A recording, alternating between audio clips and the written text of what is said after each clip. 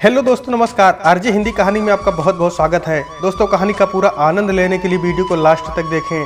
अगर कहानी पसंद आए तो चैनल को जरूर सब्सक्राइब करें व वीडियो को लाइक करें। तो दोस्तों चलिए शुरू करते हैं। निषद देश में वीरसेन के पुत्र नल नाम के एक राजा थे। वह बहुत सुंदर और गुणवान थे। वे सभी तरह की अस्त्र विद्या में भी बहुत निपुण थे। उन्हें जुआ खेलने का भी थोड़ा शौक था। उन्हीं दिनों विदर्भ देश में भीमक नाम के एक राजा राज्य करते थे। वे भी नल के समान ही सर्वगुण संपन्न थे।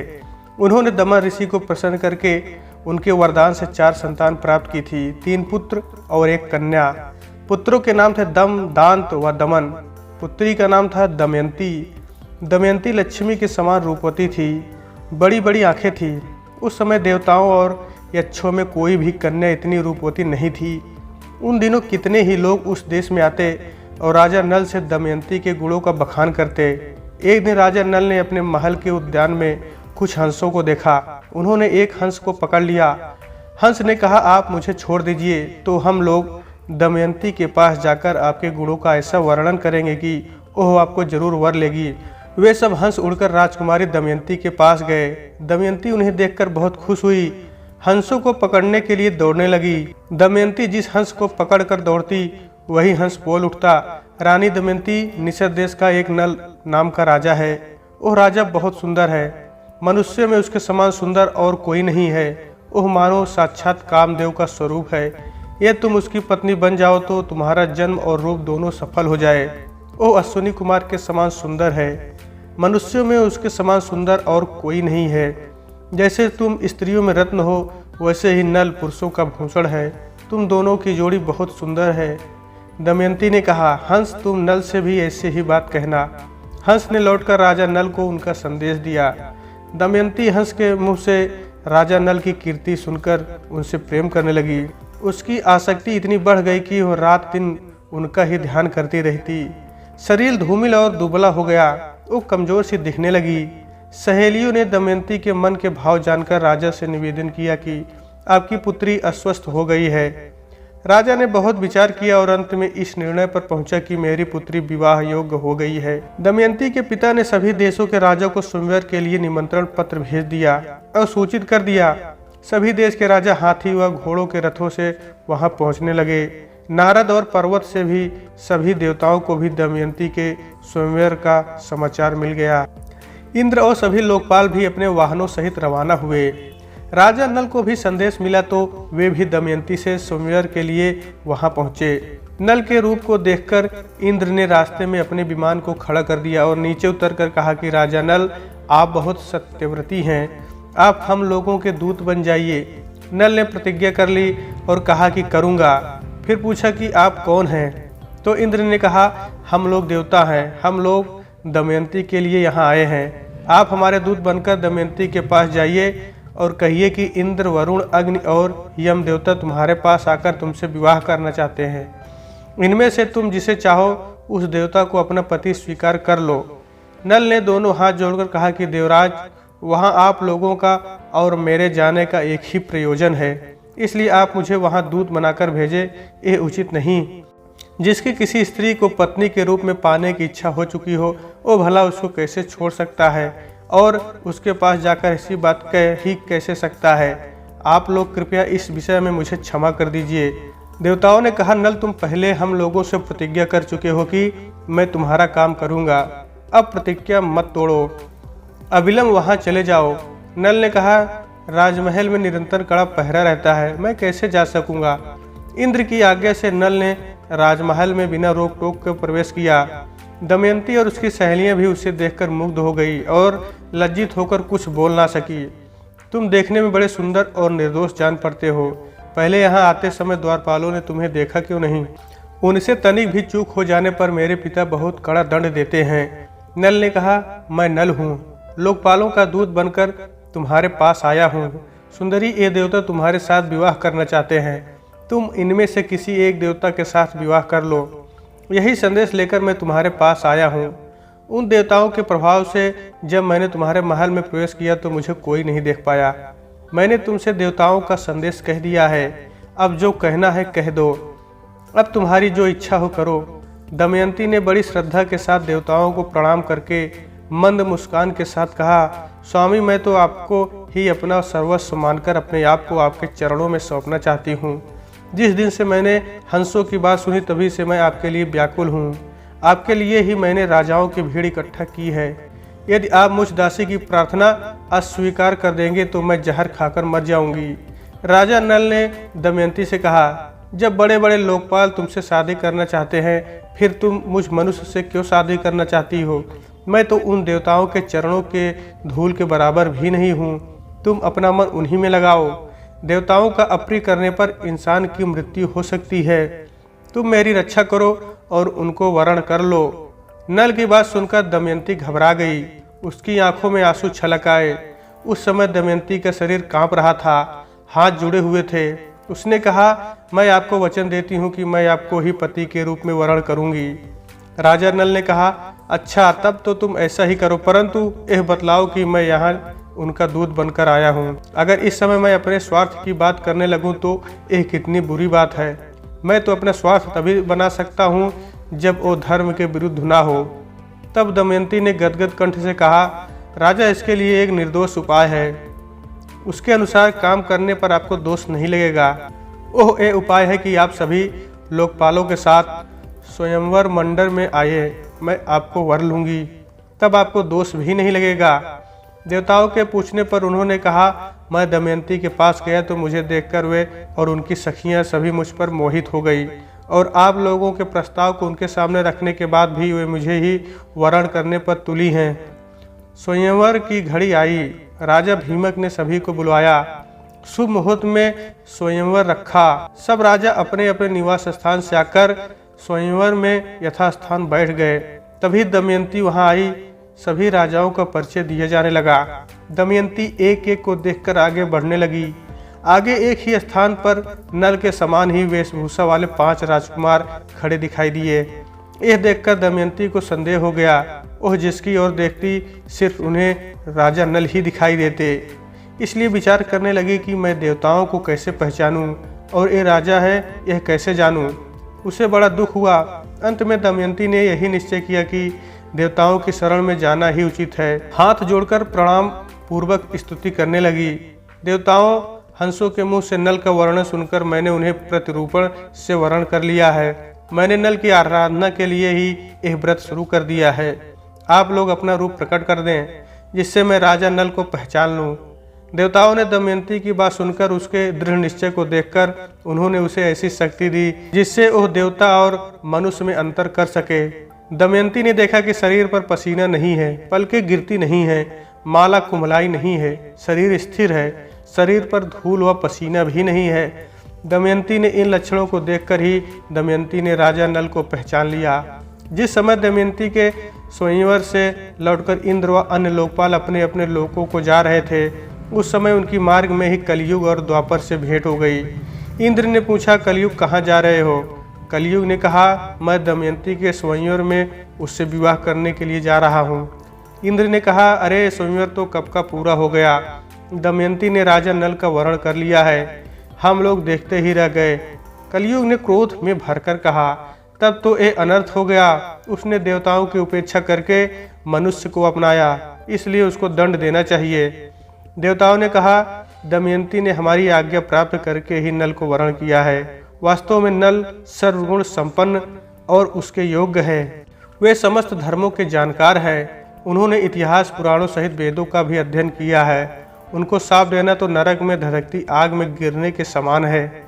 अब कलयुग ने द्वापर से कहा, मैं अपने क्रोध को शांत नहीं कर सकता, इसलिए मैं नल के शरीर में निवास करूंगा। मैं उसे राज से मुक्त कर दूंगा, तब वह दमयंती के साथ नहीं रह सकेगा।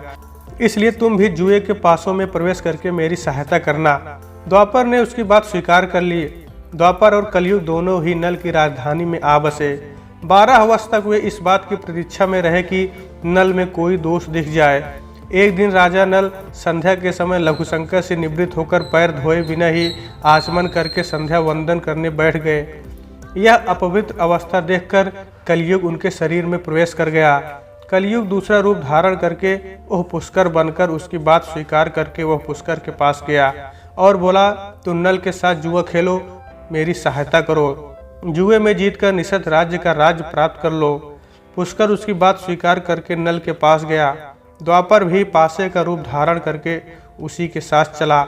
जब पुष्कर ने राजा नल को जुआ खेलने का आग्रह किया, तब राजा नल दमयंती के सामने अपने भाई की बार बार की ललकार सह ना सके। उन्होंने पासे खेलने का निश्चय किया। उस समय नल के शरीर में कलयुग घुसा हुआ था, इसलिए नल जो कुछ भी जुए में लगाते हार जाते।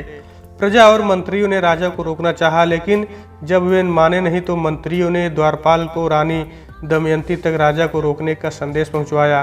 तब रानी दमयंती नल को बोली, आपको पूरी प्रजा आपके दुख के कारण से अचेत हुई जा रही है। इतना कहकर दमयंती भी रोने लगी, लेकिन राजा नल कलयुग के प्रभाव में थे, इसलिए जो पासे फेंकते वही उनके प्रतिकूल पड़ते। जब दमयंती ने यह सब देखा तो उसने धाई को बुलाया और उसके द्वारा राजा नल के सारथी को बुलवाया। उन्होंने उससे कहा, सारथी, तुम जानते हो कि महाराज बहुत संकट में हैं। अब ये बात तुमसे छिपी नहीं है। तुम रथ जोड़ लो और मेरे बच्चों को रथ में बैठाकर कुंडी नगर ले जाओ। उसके बाद पुष्कर ने राजा नल का सारा धन ले लिया और बोला, तुम्हारे पास दांव लगाने के लिए और कुछ है या नहीं? यह तुम दमयंती को दांव पर लगाने के लायक समझो तो उसे लगा दो। एक दिन राजा नल ने देखा कि बहुत से पक्षी उनके पास ही बैठे हैं। उनके पंख सोने के समान दमक रहे हैं। नल ने सोचा कि इनकी पंख से कुछ धन मिलेगा। ऐसा सोचकर उन्हें पकड़ने के लिए नल ने उन पर अपना पहनने का वस्त्र डाल दिया। पक्षी उनका वस्त्र लेकर उड़ गए। अब नल नंगे होकर बड़ी दीनता के साथ मुंह नीचे करके खड़ा हो गए।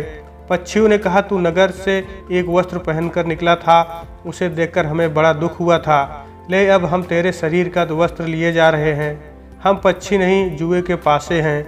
नल ने दमयंती से पासे की बात कह दी। तुम देख रही हो, यहाँ बहुत से रास्ते हैं। एक अवंती की ओर जाता है, दूसरा पर्वत होकर दक्षिण देश को। सामने विंध्याचल पर्वत है।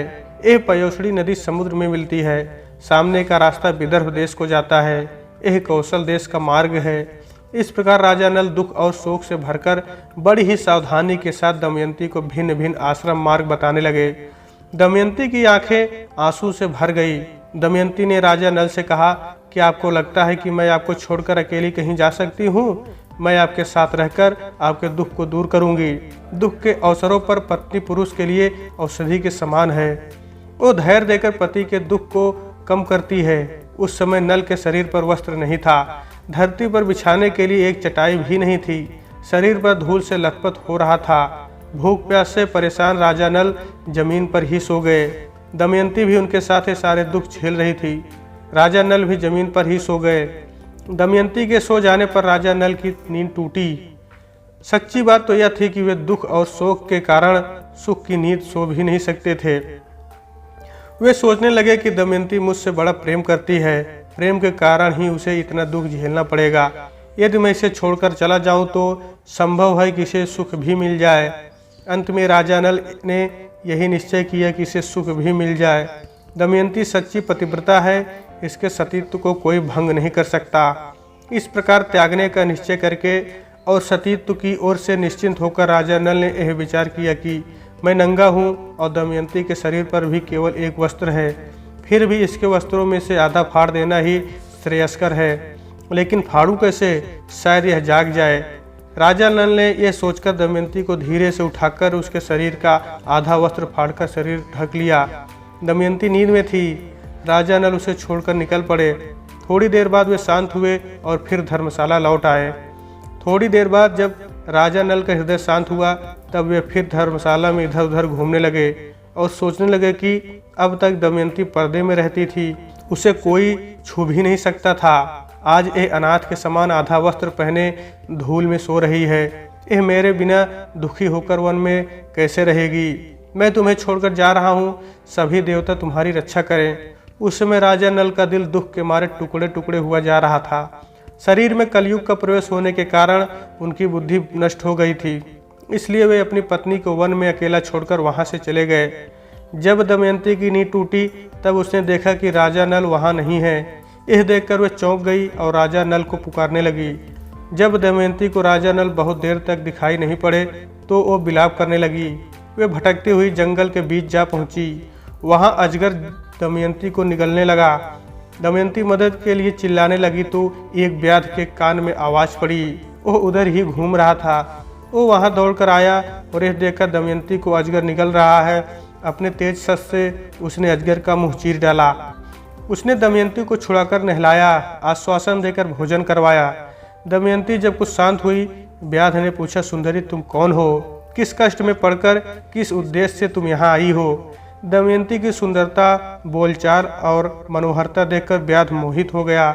वह दमयंती से मीठी मीठी बातें करके उसे अपने बस में करने की कोशिश करने लगा। दमयंती उसके मन के भाव को समझ गई। दमयंती ने उसके बलात्कार करने की चेष्टा को बहुत रोकना चाहा, लेकिन जब वह किसी प्रकार नहीं माना तो उसने साफ दे दिया कि मैंने राजा नल के अलावा किसी और का चिंतन कभी नहीं किया हो तो यह व्याध मरकर गिर पड़े। दमयंती के इतना कहते ही व्याध के प्राण पखेरु उड़ गए। व्याध के मर जाने के बाद दमयंती एक निर्जन और भयंकर वन में जा पहुंची।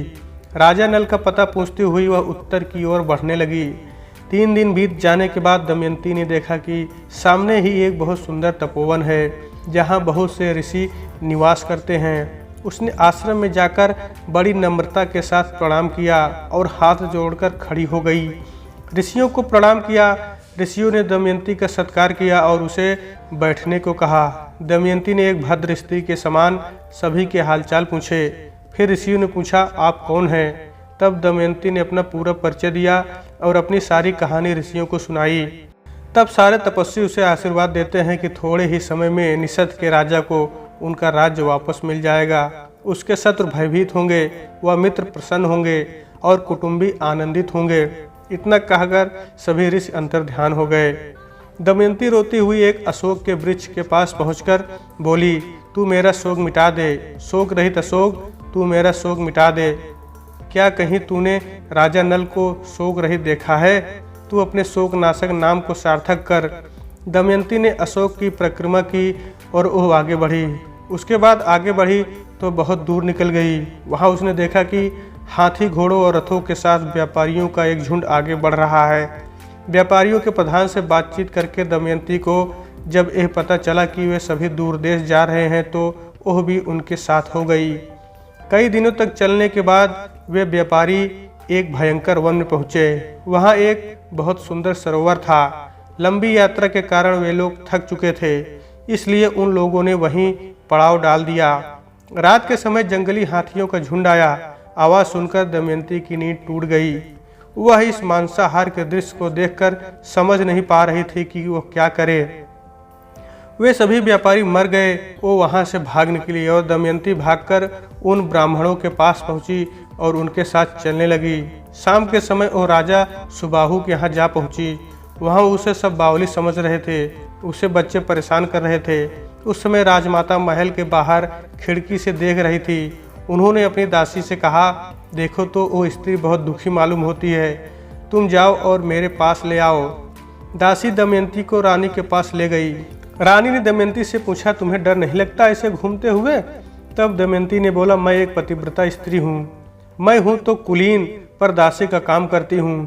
तब रानी ने बोला, ठीक है, तुम महल में ही रह जाओ। तब दमयंती कहती है कि मैं यहाँ रह तो जाऊँगी, पर मेरी 3 शर्त है। मैं झूठा नहीं खाऊंगी, पैर नहीं धोऊंगी और परपुरुष से बात नहीं करूंगी। रानी ने कहा, ठीक है, हमें आपकी शर्तें मंजूर हैं। जिस समय राजा नल दमयंती को सोता हुआ छोड़कर आगे बढ़े, उस समय वन में आग लगी थी। तभी नल को आवाज आई, राजा नल शीघ्र दौड़ो, मुझे बचाओ।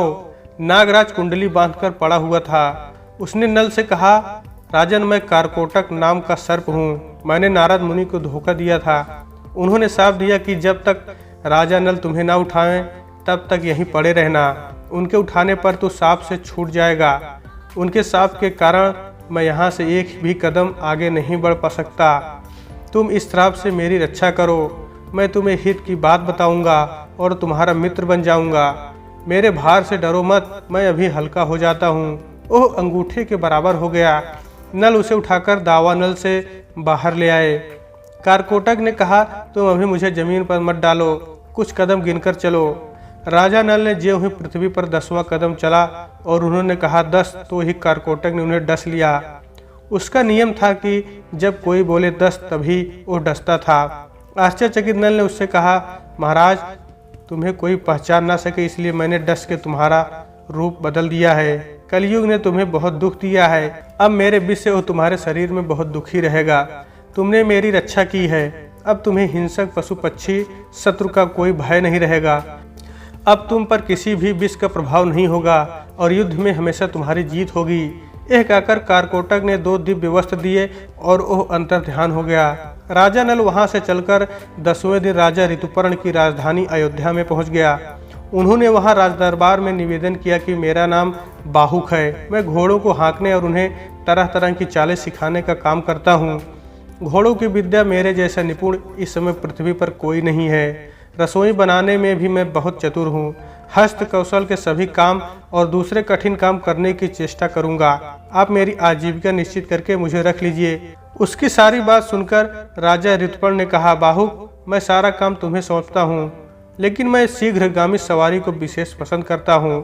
तुम्हें हर महीने सोने की 10,000 मोहरें मिला करेंगी, लेकिन तुम कुछ ऐसा करो कि मेरे घोड़ों की चाल तेज हो जाए। इसके अलावा तुम्हारे साथ सारथी और जीवल हमेशा उपस्थित रहेंगे। राजा नल रोज दमयंती की याद करते और दुखी होते कि दमयंती भूख प्यास से परेशान न जाने किस स्थिति में होगी। इसी तरह राजा नल ने दमयंती के बारे में सोचते हुए कई दिन बिता दिए। ऋतुपर्ण के पास रहते हुए उन्हें कोई न पहचान सका। जब राजा विदर्भ को यह समाचार मिला कि मेरे दामाद नल और पुत्री राजपाट विहीन होकर वन में चले गए हैं, तब उन्होंने सुदेव नाम के एक ब्राह्मण को नल दमयंती का पता लगाने के लिए दूर देश के राज्य में भेजा।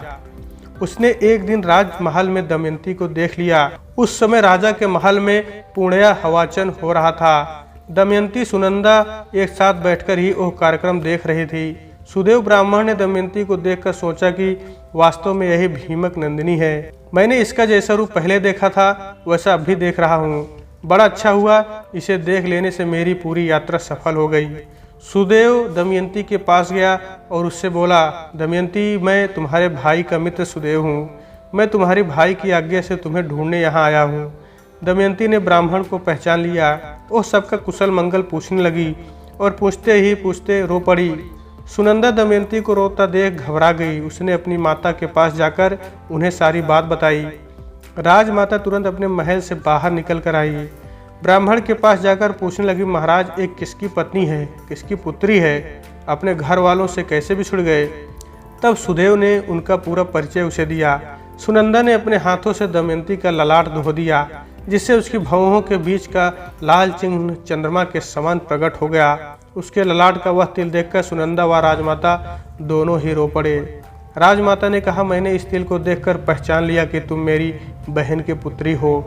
उसके बाद दमयंती अपने पिता के घर चली गई।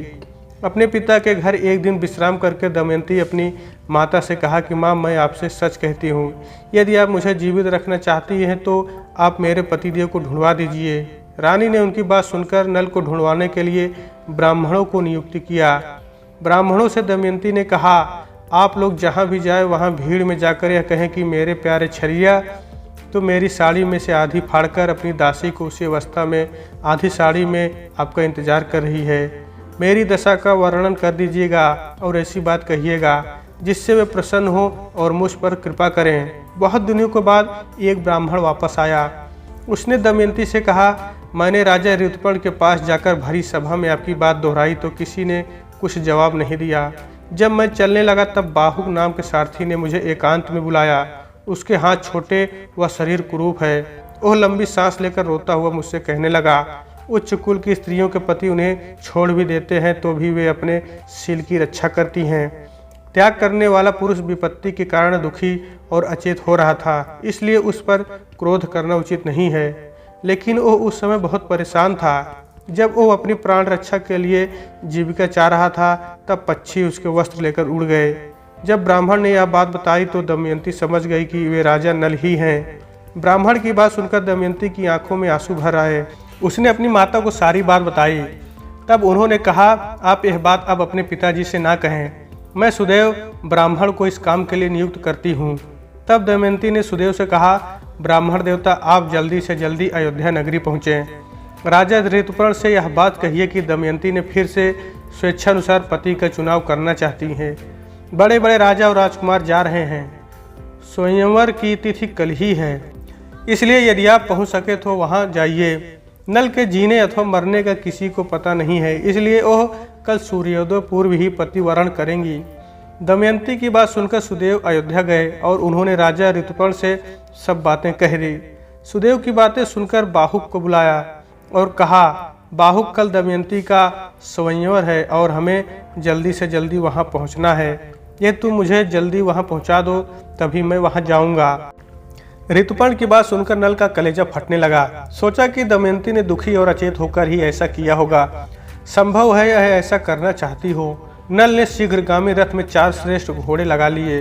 राजा ऋतुपर्ण रथ पर सवार हो गए। रास्ते में ऋतुपर्ण ने उसे पासे पर वशीकरण की विद्या सिखाई, क्योंकि उसे घोड़ों की विद्या सीखने का लालच था। जिस समय राजा नल ने यह विद्या सीखी, उसी समय कलयुग राजा नल के शरीर से बाहर आ गया। कलयुग ने नल का पीछा छोड़ दिया था, लेकिन अभी उनका रूप नहीं बदला था। उन्होंने अपने रथ को जोर से हाँका और शाम होते होते वे विदर्भ देश में पहुंचे। राजा भीमक के पास समाचार भेजा गया। उन्होंने ऋतुपर्ण को अपने यहाँ बुला लिया। ऋतुपर्ण के रथ की गूंज से दिशाएं गूंज उठी। दमयंती रथ की घरघराहट से समझ गई कि जरूर इसको हाँकने वाले मेरे पतिदेव हैं। यदि आज वे मेरे पास नहीं आएंगे तो मैं आग में कूद जाऊंगी। उसके बाद अयोध्या नरेश ऋतुपर्ण जब राजा भीमक के दरबार में पहुंचे तो उनका बहुत आदर सत्कार हुआ। भीमक को इस बात का बिल्कुल पता नहीं था कि वे स्वयंवर का निमंत्रण पाकर यहाँ आए हैं। जब ऋतुपर्ण ने स्वयंवर की कोई तैयारी नहीं देखी तो उन्होंने स्वयंवर की बात दबा दी और कहा, मैं तो सिर्फ आपको प्रणाम करने चला आया। भीमक सोचने लगे कि 100 योजन से अधिक दूर कोई प्रणाम करने तो नहीं आ सकता, लेकिन वे यह सोच छोड़कर उनके सत्कार में लग गए। बाहुक सारथी के साथ अश्वशाला में ठहरकर घोड़ों की सेवा में लग गया। दमयंती आकुल हो गई कि रथ की ध्वनि तो सुनाई दे रही है, पर कहीं भी मेरे पति के दर्शन नहीं हो रहे। हो ना हो सारथी ने उनसे रथ विद्या सीख ली होगी। तब उसने अपनी दासी से कहा, हे दासी, तू जा और इस बात का पता लगा कि यह कुरूप पुरुष कौन है। संभव है कि यही हमारे पतिदेव हों। मैंने ब्राह्मणों द्वारा जो संदेश भेजा था वही उसे बतलाना और उसका उत्तर मुझसे कहना। तब दासी ने बाहुक से जाकर पूछा, राजा नल कहाँ है? क्या तुम उसे जानते हो या तुम्हारी सारथी जानता है? बाहुक ने कहा, मुझे उसके संबंध में कुछ भी मालूम नहीं है। सिर्फ इतना ही पता है कि इस समय नल का रूप बदल गया है। वे छिपकर रहते हैं। उन्हें या तो दमयंती या स्वयं वे ही पहचान सकते हैं या उनकी पत्नी दमयंती, क्योंकि वे अपने गुप्त चिन्हों को दूसरे के सामने प्रकट नहीं करना चाहते हैं। अब दमयंती की आशंका और बढ़ गई और दृढ़ होने लगी कि यही राजा नल हैं। उसने दासी से कहा, तुम फिर बाहुक के पास जाओ और उनके पास बिना कुछ बोले खड़ी रहो। उनकी चेष्टाओं पर ध्यान दो। अब आग मांगे तो मत देना, जल मांगे तो देर कर देना। उसका एक एक चरित्र मुझे आकर बताओ। फिर वह मनुष्यों और देवताओं से उसमें बहुत से चरित्र देखकर वह दमयंती के पास आई और बोली, बाहुक ने हर तरह से अग्नि, जल व थल पर विजय प्राप्त कर ली है। मैंने आज तक ऐसा पुरुष नहीं देखा। तब दमयंती को विश्वास हो जाता है कि बाहुक ही राजा नल है।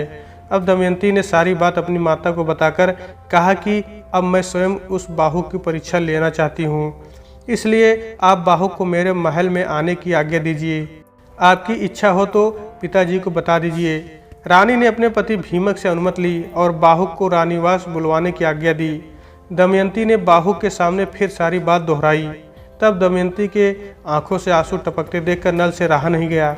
नल ने कहा, मैंने तुम्हें जानबूझकर नहीं छोड़ा, नहीं जुआ खेला, यह सब कलयुग की करतूत है।